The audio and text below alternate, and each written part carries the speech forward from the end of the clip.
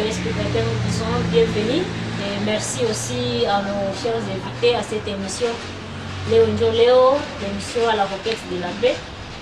Qui à sa présentation, je suis Denise Kavira Kialoaï, accompagnée de nos jeunes qui sont avec nous. Maître Isaac Mutanga.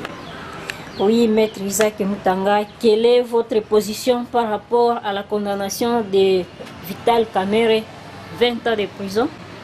Eh bien, pour moi, je me dis qu'il s'agit d'un message fort de notre appareil judiciaire à l'endroit de ceux qui s'amusent à détourner les deniers publics, ceux qui pensent que la République est une jungle où tout le monde peut faire ce qu'il veut. Et franchement, c'est un honneur pour la justice de notre pays. Oui. C'est le pédagogue Kasereka Kitabala Nestor.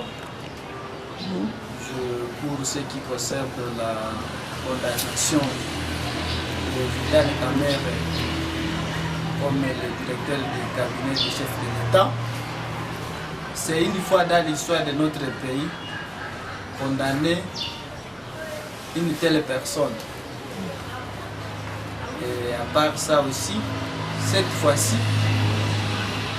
l'appareil judiciaire de notre pays, je peux dire que a tranché cette affaire d'une manière là juste parce que il y a de telles personnes on pourrait observer à des scénarios où on pouvait libérer alors que l'affaire est prévisible.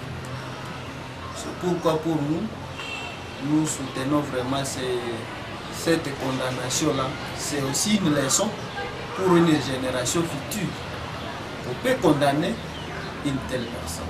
J'ai un éloge de Samoudoua et cadre de Balayeur Sénégalais, la ville de Butembo.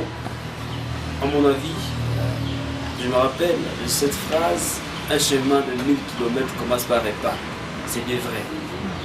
Vital Kamerhe est peut-être le premier parmi les grands hommes du pays à être condamné à ces affaires de détournement, tels que nous le connaissons à notre niveau. Mais il y a beaucoup de gens qui ont volé. Je ne voudrais pas que cela soit seulement pour Vital Kamerhe. Moi je veux peut-être que ce soit le début de cet appareil judiciaire de la RDC pour traquer tous ceux qui ont volé, ceux qui ont détourné des deniers publics. Vous savez, notre pays a connu beaucoup de dirigeants. Et moi je ne pense pas que ce soit Kamerhe seul qui ait volé. Donc c'est en tout cas une bande de voleurs qui ont pillé les deniers publics depuis longtemps, qui ont détourné des fonds. Et moi je veux que cette justice-là qui a marqué d'une empreinte exceptionnelle, de songer aussi à arrêter les autres qui ont précédé peut-être Vital Kamerhe aux enfers, et que notre pays soit bien vu au niveau international, puisqu'on ne peut pas prétendre qu'un homme comme Dilkab, du chef de l'État, être condamné. Donc c'est pour nous une leçon nouvelle qui nous apprend et qui met la confiance en ce, la justice congolaise. Donc c'est vraiment pour une fierté de voir aussi notre justice pour la première fois montrer de quoi elle est capable. Nous en appelons en tout cas à faire autant pour que les Congolais se retrouvent aussi dans l'avenir. Merci. Kasereka Sana héritier. J'ai aussi bien suivi le déroulement du procès de 5 jours. Vital Kamerhe Kosor, procès qui avait commencé comme de la blague tout au début. Donc après les 5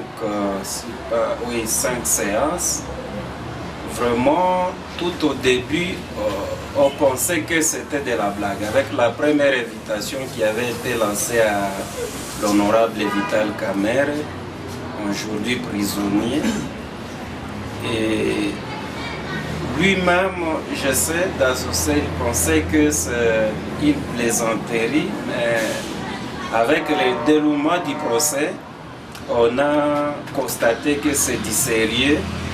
Et en suivant le déroulement du procès, Quand même, on peut se dire qu'il y avait une totale liberté.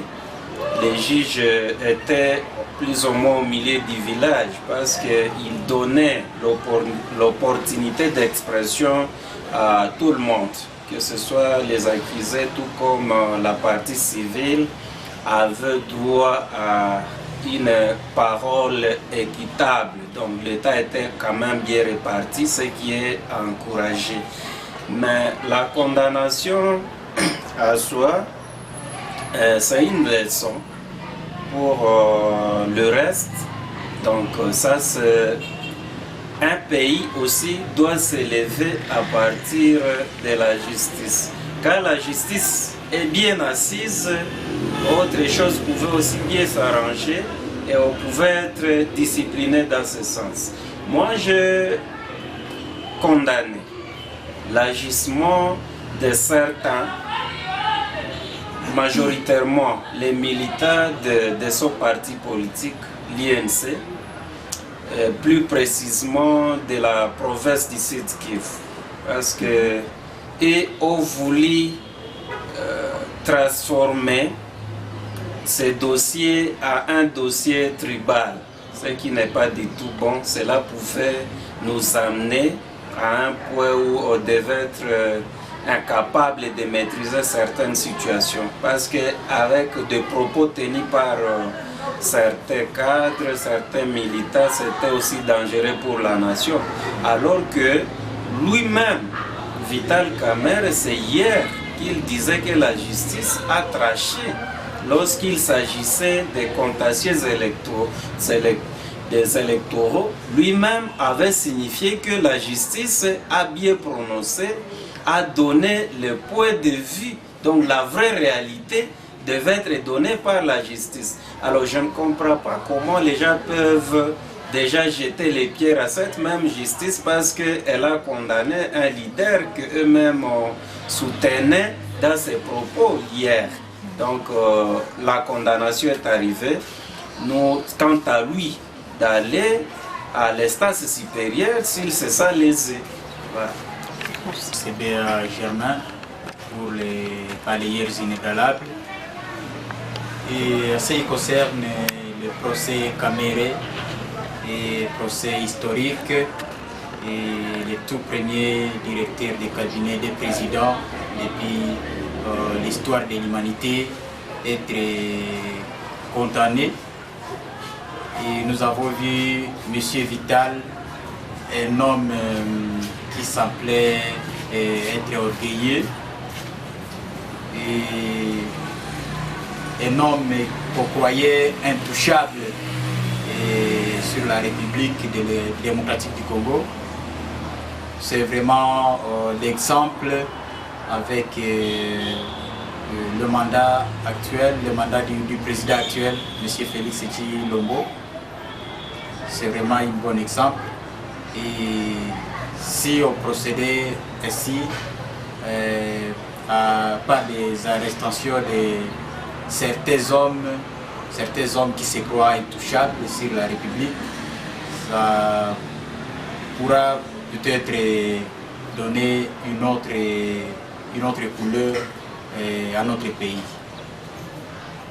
Par rapport à cette question de ce soir, la condamnation de Vital Kamerhe, c'est une leçon pour tout le monde, comme on l'a dit tantôt. Mais moi, j'ai constaté que ce dossier Kamerhe nous amène des camps de la population. Je vois les agitateurs, il y a aussi les applaudisseurs. Et lorsque je vois les applaudisseurs, c'est la partie civile qui est l'État congolais et certains membres du CACH et du FCC. Alors, je me dis, dans le parti des agitateurs, c'est l'UNC. Mais avec ces procès que nous avons attendus, on a prononcé hier, bien sûr, moi je serais l'homme le plus heureux si les amis de l'UNC se comportent à ce que j'appelle entre guillemets les hommes d'État. Parce que je ne sais pas si on peut soutenir un voleur ou bien un violeur. Moi je serais ravi si je vois les hommes de l'UNC désavouer par exemple aujourd'hui Vital Kamerhe. Parce qu'il a terni l'image de leur parti politique. Mais faire des marches par-ci par-là, c'est une honte pour la démocratie dans notre pays. Bon, eh bien, moi je dirais que le tribunal s'est forcé à motiver sa décision. Et ce jugement-là n'est pas un fait du hasard. Les juges savaient que le procès a été tellement médiatisé et qu'il fallait du professionnalisme. Et c'est le reflet même de la sentence. C'est pourquoi vous verrez des gens comme Moïma qui n'ont pas été sanctionnés par des mêmes peines que M. Vital Kamerhe. Et donc, dans cette aventure infractionnelle, chacun a sa part et chacun est condamné au prorata du moins de sa contribution à la commission des faits infractionnels. Moi je me dis que c'est un jugement équilibré. Hein? C'est un jugement équilibré. D'accord, merci. Pour ceux qui ont été condamnés avec Vital Kamerhe, dire que parmi eux il y a des innocents, peut-être c'est autre chose, mais s'il y a quelqu'un par exemple qui est tué dans un quartier, on essaie de voir les traces, la trajectoire, comment il est passé, il a sali qui tout ça. C'est comme ça que, avec l'argent qui est perdu, qui est bousillé, on a trouvé que si on pouvait interroger Kamerhe, Kamerhe pouvait citer tel. Et c'est comme ça qu'on a emballé ces gens-là. Et avec le procès, nous avons vu chacun se défendre. Et finalement, on a retrouvé que chacun a une part dans ces problèmes ici. Il est né, ça c'est ignorer la loi, si on peut dire ça comme ça. D'accord. Voilà, c'est aussi ma première phrase. Nul n'est censé ignorer la loi. D'accord. À mon niveau, je me rends compte qu'il y a du professionnalisme dans la justice congolaise. Puisque, par exemple, ce que disait Colonel Kamerhe, sa femme, je ne sais pas, ses enfants, ses consorts, bien entendu, oh bien, ils n'ont pas voulu comme leur père ou comme leur mari. Je parle de la femme de Kamerhe, Amida. Au moins, elle subira seulement des sanctions qui lui sont réservées comme ravir ses biens, et ainsi de suite. Mais elle ne sera pas d'asile, c'est lui la Makala. Et voilà le professionnalisme. Il serait aussi désolant de voir un père voleur et ses enfants aussi être emprisonnés avec lui à cause de son vol. Donc ce serait aussi injuste. Donc pour moi c'est une justice bien claire et les sanctions ont été attribuées en tout cas à chacun selon ce qu'il méritait et c'est encouragé dans notre pays. Moi, je crois que à la question de savoir les sorts des autres, là, est-ce qu'ils sont innocents ou quoi, moi je pense que la justice a bien tranché. Je ne vois pas Vital Kamerhe être condamné puis acquitter Jamal. Sinon ça n'aura pas de sens. Parce que c'est à partir de Jamal que la condamnation de Vital aussi, bien alors sa culpabilité quelque part a été établie. À partir de Jamal, l'argent supposé a été détourné. Alors comment est-ce qu'on devait acquitter Jamal puis condamner Vital Kamerhe? Sinon, alors ce serait une agitation, ou bien alors une justice à double vitesse dans ce cas. Mais avec aussi des sanctions réservées à Jamal, là on a su donner une motivation à cette condamnation. Mais dans le cas contraire, ce serait peut-être de l'acharnement. Kamerhe et ses complices n'ont qu'à répondre à leur fin. Donc ici on a condamné M. Jamal et voir M. Mouimandole et ce n'est pas quelque chose qui puisse nous époustoufler, mais ça nous réjouit par le fait que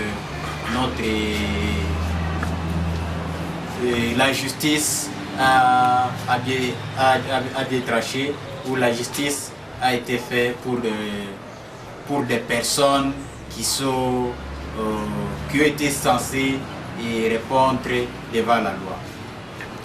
je me dis que ce dossier, c'était un dossier d'abord pédagogique pour la nation congolaise. Nous avons suivi ça avec attention. Programme de 100 jours du chef de l'État. J'ai vu les témoins arriver au niveau de la barre. J'ai vu même l'ex-ministre Ariaf, Pierre Kangoudia, Justin Bitakwira, même le chef de la maison civile, le chef de l'État, donc le commandant là. Lorsqu'on voit des hommes de calibre arriver au niveau de la justice, ce n'est pas de la blague. Mais bon, je me dis, je vois Vital Kamerhe se comporter comme s'il était dans un débat politique d'abord, regrettable. Alors, les gens qui croient que les dossiers 100 jours, ça concerne seulement Jamal, Ndole et Vital, ils se trompent. Parce que les programmes concernent 5 provinces, je crois bien. Avec 5 provinces, on a emballé les gens même à Goma, les amis dans les programmes de 100 jours. Et je me dis que je jette les fleurs à notre justice. Qui ont touché l'argent de l'État dans ces programmes de 100 jours. Ils seront très nombreux. Ce n'est pas seulement Vital et Jamal et Ndole. Ils sont très nombreux. Et nous sommes fiers qu'ils soient vraiment bien casés quelque part à Makala. Merci. Vital réclame ça. Il dit que moi, vraiment, je suis innocent. Les Congolais se sont trompés dans leur justice. Moi, je dirais que ce sont droits le plus légitime. Oui, et tout Congolais bénéficie du double degré de juridiction. Si on n'est pas satisfait au premier degré, on peut aller en appel. On est libre. Néanmoins, si jamais au second degré, il se trouve être acquitté, il faut que les jugements soient rendus, ou du moins l'arrêt soit rendu en toute transparence et selon l'observation stricte de la loi, de la procédure en la matière. Ah oui. Que le maître l'a bien dit, c'est parmi les 3. Si on trouve qu'on est lésé dans un procès tel part, on peut encore faire. Maintenant, nous appelons de là où Kamerhe peut faire recours d'être réussi, juste comme on dit la justice. Alors on peut voir aussi qu'ils sont vraiment dans cette justice-là. Parce que tout a été dit et tout a été présenté. Parce qu'on procédera toujours par des témoignages, des pièces ou comment. Et nous pensons qu'on aboutira toujours à ce qu'on a observé la fois passée. Droit de recourir aux instances supérieures comme la Cour suprême, je ne sais pas, la constitutionnelle, et ainsi de suite. Mais je suis convaincu que la justice a quand même des outils professionnels pour aboutir à une condamnation. Et même s'il est rejeté l'appel, on ne va plus examiner les témoins, et ainsi de suite. Je pense qu'on va seulement examiner la condamnation. C'est ça aussi le droit. Et ce n'est pas... C'est-à-dire que le juge d'une autre cour que peut-être le cours de Gombe, je parle de cette cour-là de Gombe, va donner des choses qui viennent de sa tête. Il y a toujours des choses juridiques bien édifiées, bien entendu, qui sont là pour éclairer l'opinion. Kamerhe a volé. Et bien sûr, s'il est capable de prouver le contraire, justement, les Congolais sont là pour accepter ce qui est vrai, ce qui est juste. Nous n'est pas là pour acclamer, bien sûr, l'innocence de quelqu'un et dire que Kamerhe est emprisonné, il faut se réjouir. Non. Si il a volé, qu'il soit mis en prison, et je pense que, et je crois en même temps que, si il allait à une instance supérieure à cette juridiction qu'il a condamnée, il n'y aura pas autre chose que ce qui a été fait. Seulement, on craindrait aussi une sorte de corruption dans un pays comme celui-ci, puisque d'ailleurs, nombreux parmi les débatteurs ont dit que c'était comme une surprise de voir aussi RDC pour une première fois la justice condamner une autre personnalité comme Vital Kamerhe. Donc nous craignons en même temps que cette justice soit dominée par, soit atteigne un niveau où la corruption va encore battre record. Donc nous craignons ça avec l'amertume. Nous espérons que même s'il y allait à une autre juridiction, on pourrait toujours aboutir à la condamnation, bien sûr, pour la bonté des choses. Comme il se sent lésé, moi je l'encourage d'aller saisir les instances supérieures. Mais une petite inquiétude dans les citoyens lambda. Je sais que pour les citoyens lambda, s'ils étaient acquittés, cela pouvait peut-être tirer l'attention de ces citoyens-là qui vont penser à la corruption. C'est ce qui est très dangereux. Mais quant à lui, il ne doit qu'aller prouver son innocence. S'il trouvait que des causes, tant mieux. Mais politiquement parlant, il aura une difficulté de pouvoir nettoyer son image. Parce qu'au moins la population de base a consommé à partir d'hier cette condamnation. Et ceux qui ont été peut-être, ceux qui étaient curieux ont pu demander est-ce qu'il a été condamné. Oui, il a été condamné. Mais arriver encore à les convaincre que non, cette fois-là, il n'a pas été condamné. Mais ça ne va pas être facilement explicable chez les citoyens de base.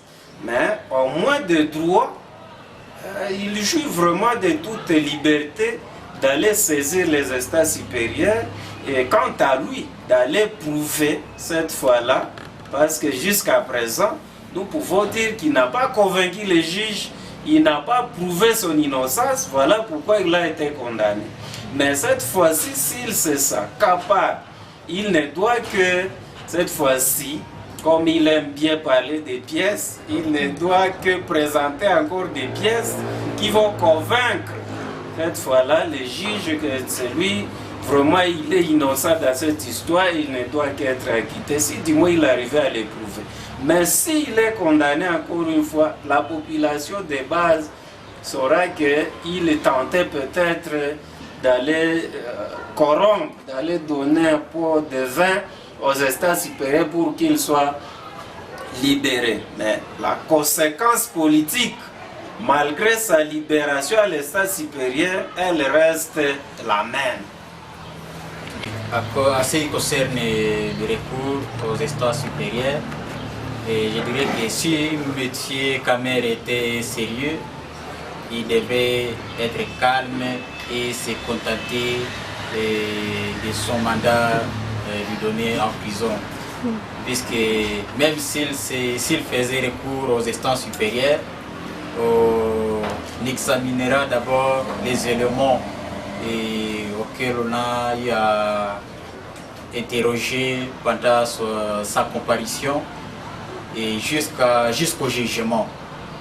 Et alors, à moins qu'il n'ait pas des hommes déjà prêts à l'acquitter, ça pour autant tenir compte des éléments qui l'ont mis en prison, bon, je peux alors l'encourager, mais si vraiment le type était sérieux, il pourra se mettre calme et finir ses 20 ans en prison. C'était le thème à l'échange. Je suis très ravi par rapport à la question d'aujourd'hui. Vital Kamer est 62 ans, 20 ans en prison, il aura 82 ans. Il doit être calme. Je crois qu'il a préparé son ILC, il a même aidé sa femme psychologiquement, comme il le disait tantôt. Kamer qui a au moins des enfants, les enfants sont calmes déjà. Je disais que la messe était cuite, il a tout dit. Alors moi je me dis, j'ai suivi son avocat français à la radio France Internationale pour dire qu'il va toquer d'autres instances, cours africaines, au niveau planétaire, tout ça. Il doit être calme. Comme l'ami héritier disait, les citoyens lambda, l'homme est condamné. Il n'est pas le premier à être condamné dans ce monde. Il doit comprendre ce qui est arrivé. Bon, je vois Maître Isaac qui ne sera pas d'accord avec moi, parce que ce sont déjà les droits. Il doit toucher encore d'autres instances. Nous sommes dans une... Bon, la sociologie des Congolais, c'est une autre affaire. C'est ça, le langage local. Il doit s'assumer. Il doit s'assumer. Okay. Bon, moi je pense, en principe, on doit interjeter appel. Si du moins on n'est pas convaincu par le verdict, et si on a des moyens solides pour renverser le premier jugement. Et dans la pratique, les avocats sont pressés à intéresser leurs clients à interjeter appel. Mais moi, je pense pour faire l'économie de son énergie, dès lors qu'on est conscient des faits qu'on vous reproche, il est toujours sage de se calmer et de purger tranquillement sa peine. C'est une question de sagesse. Et malheureusement, la sagesse n'est pas un bien communément géré par les humains. Ah oui, en tout cas, moi, ce que je pense, il serait mieux qu'il se calme, qu'il purge sa peine et qu'il serve de leçon pour les autres. Hein, peut-être qu'après 20 ans, à 80 ans, il sera déjà vieux, il pourra sillonner le pays pour conscientiser les hommes politiques de tous bords et il sera une bibliothèque pour notre pays pour dire attention, lorsque vous gérez les deniers publics, il faut les gérer à bon père de famille. À quoi cet argent-là, les projets-là de 100 jours pour le peuple congolais? Prenons par exemple nous ici, Nord Kivu. Nous nous attendions à quoi? Que cet argent aille dans la caisse ou fasse ceci, selon vous? Bon, eh bien pour moi, peu importe les millions où on va affecter le fonds, l'essentiel est que chaque dollar de la République serve l'intérêt du Congo. Et je souhaiterais qu'à partir de ces procès, nous puissions intérioriser la notion du bien public, la notion des deniers publics, que l'on sache que lorsqu'on a la charge, lorsqu'on a en charge les deniers publics ou un bien quelconque de l'État, petit soit-il, il faut les gérer avec minutie. Et cette barbarie qui caractérise l'homme politique congolais, la cupidité effrénée, la hantise au détournement, puisse nous quitter un peu. Dès lors que la morale apprise à l'école, dans les cours d'éducation civique, dès lors que cette morale-là ne parvient pas à redresser l'homme congolais, la sanction reste l'unique instrument dissuasif pour nous tous. Et donc j'encourage l'appareil judiciaire à aller de l'enfant. Et il faudrait que les juges soient modèles, qu'ils ne soient pas les premiers à se laisser corrompre. Voilà. Pour ce qui concerne l'argent là de 5 jours de chef de l'État, est-ce que ça pouvait être affecté? Nous avons vu que pour le moment c'était à cause d'abord des maisons là préfabriquées des militaires, des policiers. Quand on gère ces gens là très bien, déjà c'est la population qui est bénéficiaire. Nous voyons, on pouvait aussi toucher les infrastructures telles que le saut-bouton à Kinshasa, ne se pas le 20 km à Goma et à Bukavu. Bon, tout ça, on a trouvé qu'il y a eu des magouilles. On trouvait que sur 20 km à construire, on ne construit que 2 km. Ça aussi, pour par exemple le genre là des lieux, ceux qui sont en train d'être agités à cause de la condamnation du chef de leur parti. Alors qu'ils sont aussi parmi ceux qui souffrent déjà de ces 18 km qu'on pouvait encore ajouter au dé qui est déjà érigé. Alors, nous pensons que cet argent pouvait beaucoup servir si cela n'a pas été détourné. Des millions et des millions, ça pouvait aider même le plus petit des Congolais. Merci beaucoup. question de savoir où irait cet argent-là, je pense que lui, il l'ignore. Le Congo est un pays chantier. Un pays qui a beaucoup besoin de beaucoup de choses. C'est par exemple chez nous ici au niveau du Nord Kivu. Bien sûr, l'argent était prédestiné à, je sais pas, bon je sais, l'achat des maisons préfabriquées pour les militaires et pour les policiers. C'est ce qui a été dit au tribunal à la grande partie.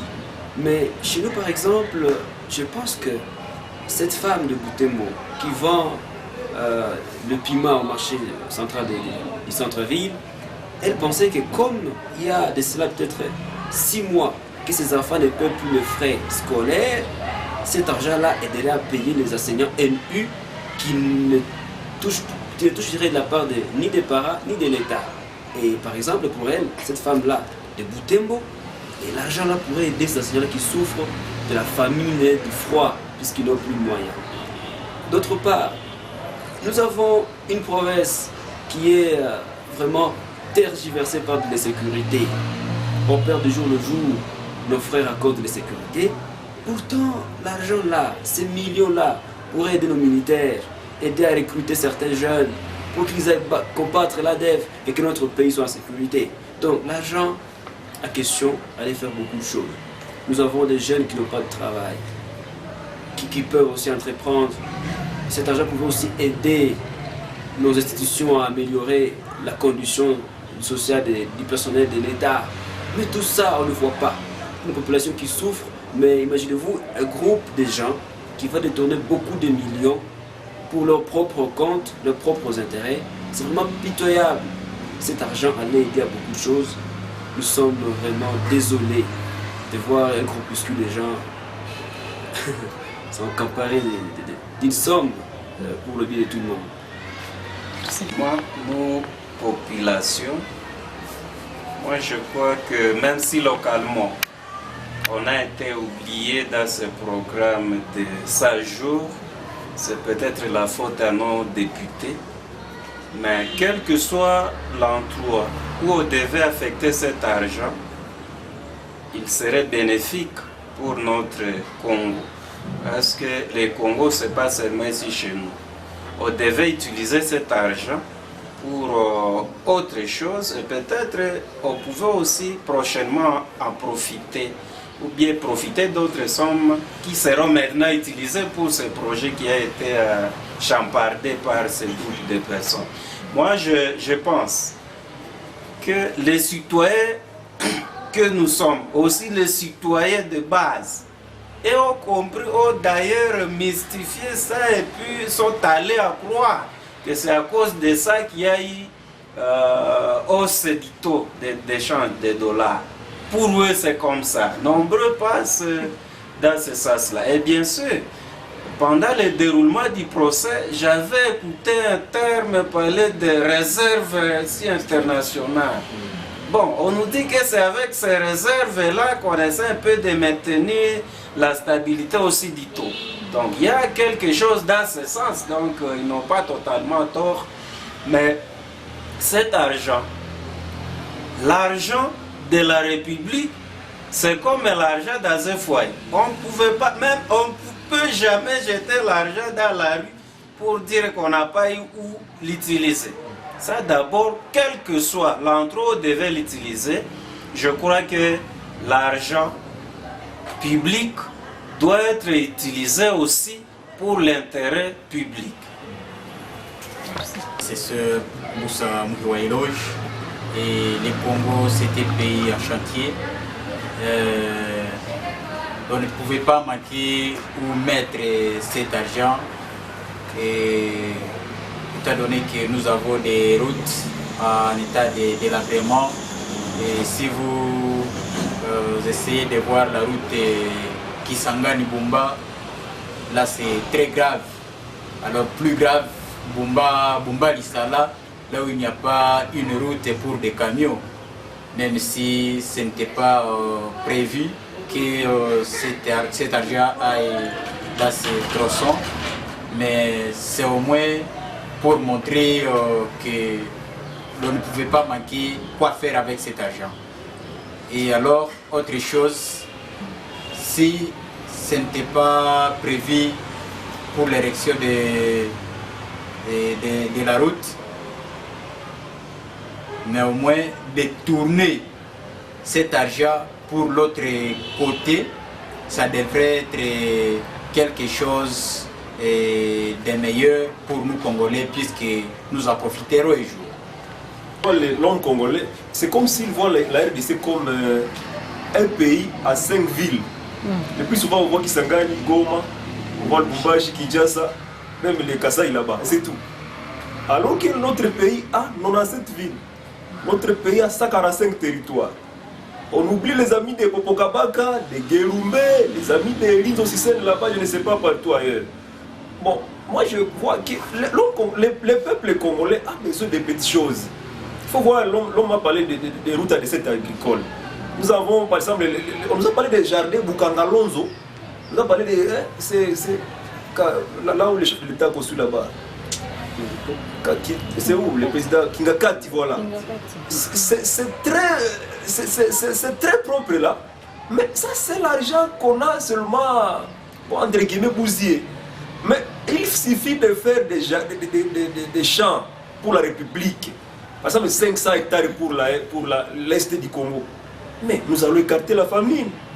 Mais on nous parle de... l'habitat de Butembo saute mouton. Il se demande, ça va sauter les moutons, c'est comment? Ça, c'est le distère, par exemple, ici à Butembo. Nous avons besoin de routes, par exemple, Butembo Mangurejipa, Butembo Kamango, par exemple. Et nous allons vivre aisément ici chez nous. Malheureusement pour l'homme congolais, avec son bon français, macroéconomique et autre chose, on ne gagne rien dans son français.